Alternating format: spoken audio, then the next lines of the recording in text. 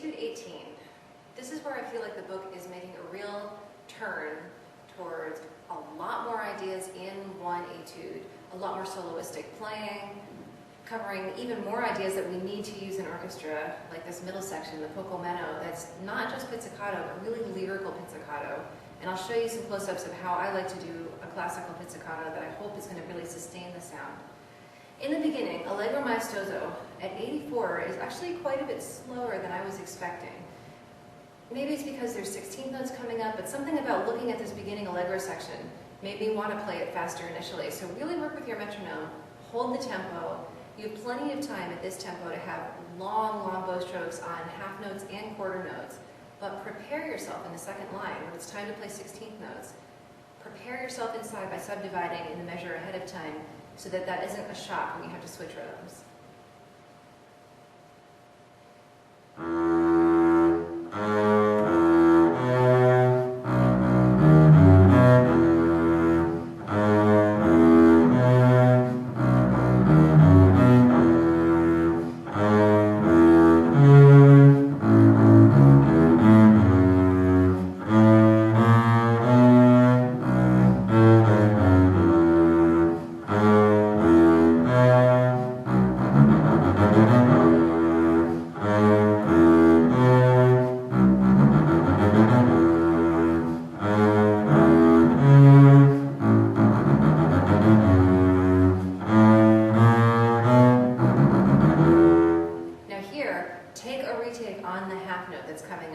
It's marked accent, and I don't think the intention was to work on accents at the tip. I really think the intention is to see that and recognize, okay, this is a very big syncopation, and let's make sure we get to a down bow on that.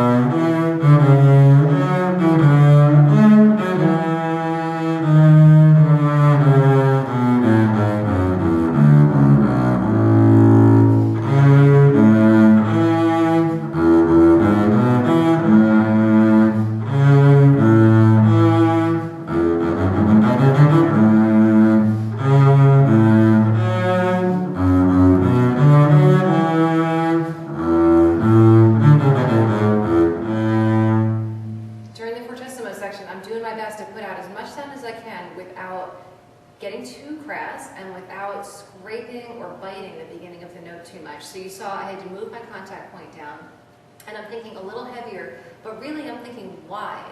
How wide can I get the string to spin? How beautiful can my sound be? It's not about pressing, it's about using the right combination of speed, contact point, and weight, and really getting the bass to sing freely at that point. Okay, so now we're up to the pizzicato section. I'm going to pull the string to the side and up at the same time, so it's almost like I'm tracing a letter J in the air. For German bow, obviously we point down. I found it's better for me to turn the bow all the way over and keep my pinky in place for this, so that I can really switch back, because you have no time to pick up the bow again. A lot of students want to practice this with the bow down. I don't know what to tell you. What are you going to do about the time when you have to pick up, the second line from the bottom there? I think it's better to get used to having the bow in your hand.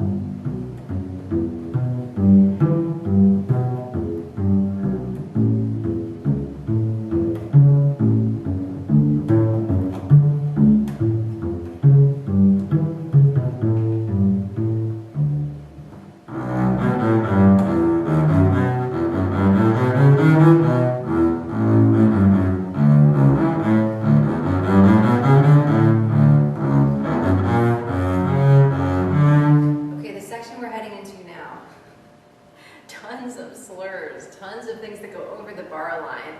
Lots and lots of saving has to go on in your right hand.